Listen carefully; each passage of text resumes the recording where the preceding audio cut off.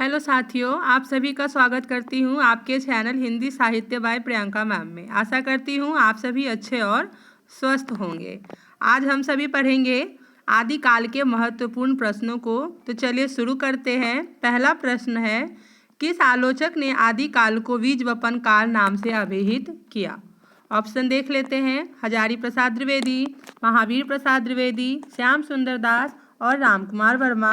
तो इसका आंसर है महावीर प्रसाद द्विवेदी। सरहपा को हिंदी का प्रथम कवि किसने माना है? तो सरहपा को हिंदी का प्रथम कवि राहुल सांकृत्यायन जी ने माना है।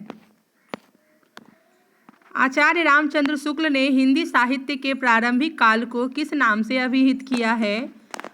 तो पहला ऑप्शन में है आदिकाल, वीरगाथा काल, चारण काल और सिद्ध सामंत काल। तो आंसर देखिए, आचार्य रामचंद्र शुक्ल ने हिंदी साहित्य के प्रारंभिक काल को वीरगाथा काल के नाम से अभिहित किया है। चौथा है, हिंदी साहित्य के अंतर्गत किस काल को हिंदी साहित्य का स्वर्ण युग कहा जाता है? तो भक्ति काल को, मध्यकाल को, उत्तर मध्यकाल और आधुनिक काल। तो आप सभी को पता है कि हिंदी साहित्य के अंतर्गत भक्ति काल को हिंदी साहित्य का स्वर्ण युग कहा जाता है। आदिकालीन कृति ढोला मारूरा दुहा की गणना किस साहित्य के अंतर्गत की जाती है? ऑप्शन में है रासो साहित्य, जैन साहित्य, शुद्ध साहित्य, लौकिक साहित्य। तो आपका आंसर है लौकिक साहित्य। आदिकालीन कृति ढोला मारूरा दुहा की गणना लौकिक साहित्य के अंतर्गत की जाती है।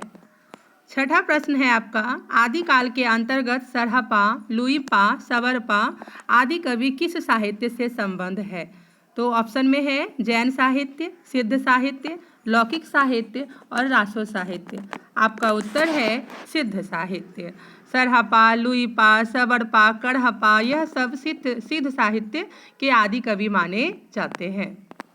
सातवां है, आचार्य रामचंद्र शुक्ल के अनुसार हिंदी का प्रथम महाकाव्य कौन सा है? ऑप्शन में है आचार्य रामचंद्र शुक्ल के अनुसार हिंदी का प्रथम महाकाव्य। ऑप्शन में है पृथ्वीराज रासो, बिसलदेव रासो, संदेश रासक और खुमार रासो। आपका आंसर है पृथ्वीराज रासो। आदिकाल की रूढ़ियों, परंपराओं और प्रवृत्तियों को समझने में किस पुस्तक से सहायता मिलती है? ऑप्शन देख लीजिए। उक्ति व्यक्ति प्रकरण, प्राकृत पैंगलम, खालिक बारी, श्रावकाचार। आपका उत्तर है प्राकृत पैंगलम। प्रश्न 9 है, पृथ्वीराज रासो का रचयिता किसे माना जाता है? ऑप्शन नरपति नाल्ह, जगनीक, चंद्रवरदाई, गोरखनाथ। तो आपका उत्तर है पृथ्वीराज रासो के रचयिता चंद्रवरदाई जी हैं। रासो काव्य परंपरा में गे काव्य कौन सा है? ऑप्शन है बिसलदेव रासो, परमाल रासो, वर्ण रत्नाकर, राउलवेल। आपका उत्तर है बिसलदेव रासो। दामोदर शर्मा द्वारा लिखित उक्ति व्यक्ति प्रकरण किस प्रकार का ग्रंथ है? ऑप्शन देख लीजिए। इतिहास ग्रंथ, भाषा सर्वेक्षण ग्रंथ, व्याकरण ग्रंथ, काव्य ग्रंथ। आपका उत्तर है व्याकरण ग्रंथ।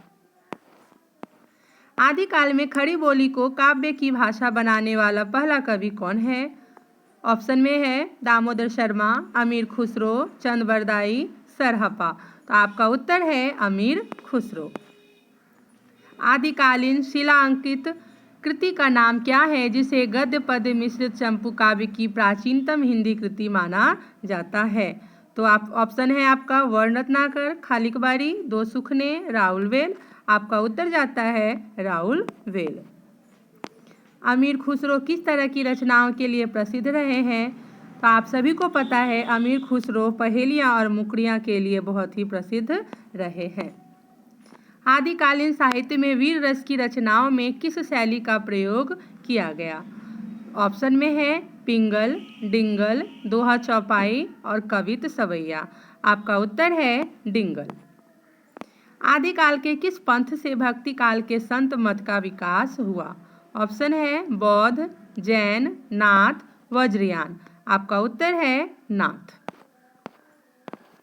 डॉक्टर रामकुमार ने आदिकाल का नामकरण किस रूप में किया? उन्होंने अपभ्रंश काल कहा, संधि काल और चारण काल कहा, सिद्ध सामंत काल कहा या अंधकार काल कहा। तो डॉक्टर रामकुमार वर्मा ने आदि काल का नामकरण संधि काल और चारण काल के नाम से किया। नाथ संप्रदाय के प्रवर्तक कौन हैं? आप सभी को पता है कि नाथ संप्रदाय के प्रवर्तक गोरखनाथ जी हैं। कीर्तिलता और कीर्ति पताका किस कवि की रचनाएं हैं? तो कीर्तिलता और कीर्ति पताका विद्यापति जी की रचनाएं हैं। 10वीं से 14वीं शताब्दी का काल से हिंदी का आदिकाल कहते हैं। भाषा की दृष्टि से अपभ्रंश का ही बढ़ावा है। यह कथन किस लेखक का है? ऑप्शन में है रामचंद्र शुक्ल, हजारी प्रसाद द्विवेदी, श्याम सुंदर दास और धीरेन्द्र वर्मा। तो आपका उत्तर जाता है हजारी प्रसाद द्विवेदी जी की ओर। आदिकाल को चारण काल की संज्ञा देने वाले विद्वान कौन थे? तो आदिकाल को चारण काल की संज्ञा देने वाले विद्वान जॉर्ज ग्रियर्सन जी थे। सिद्ध साहित्य के अंतर्गत सिद्धों की संख्या कितनी मानी गई है? तो सिद्ध साहित्य के अंतर्गत सिद्धों की संख्या 84 मानी गई है। जैन साहित्य की रास परंपरा के प्रथम ग्रंथ भरतेश्वर बाहुबली रास का रचनाकार कौन है? तो आप सभी को पता है कि इस रचना के रचनाकार शालिभद्र सूरी जी हैं। शिव सिंह सेंगर ने किस कवि को हिंदी का प्रथम कवि माना है? ऑप्शन है सरहपाद, पुष्य, कबीर, लुइपा। तो आपका आंसर जाता है पुष्य की ओर, जिनको पुंड भी कहा जाता है। जय मयंक जस चंद्रिका की रचना किस कवि ने की है? तो जय मयंक जस चंद्रिका की रचना भट्ट मधुकर कवि जी ने की है। भर्तृहरि जलम द्रिपाव कवि किस साहित्य से संबद्ध है? ऑप्शन में है सिद्ध साहित्य, नाथ साहित्य, जैन साहित्य, रासो साहित्य। आपका उत्तर जाता है नाथ साहित्य की ओर। आदिकाल के अंतर्गत किस साहित्य की प्रामाणिकता संदिग्ध मानी जाती है? रासो साहित्य को, लौकिक साहित्य, जैन साहित्य या रास काव्य। तो आपका उत्तर जाता है रासो काव्य की ओर। आचार्य हजारी प्रसाद द्विवेदी ने गाथा को किस भाषा का मुख्य छंद माना है? ऑप्शन में है पाली, प्राकृत, अपभ्रंश, हिंदी। आपका उत्तर है प्राकृत। आचार्य हजारी प्रसाद द्विवेदी ने गाथा को प्राकृत भाषा का मुख्य छंद माना है। वर्ण रत्नाकर किस प्रकार की कृति है? चंपू काव्य है, गद्य काव्य है, व्याकरण है या खंड काव्य है? तो आपका उत्तर जाता है चंपू काव्य गद्य काव्य है। आशा करती हूँ आप सभी को यह वीडियो पसंद आई होगी। अगर वीडियो पसंद आई है तो वीडियो को लाइक एंड सब्सक्राइब करना ना भूलें और वीडियो को अंत तक देखें। धन्यवाद।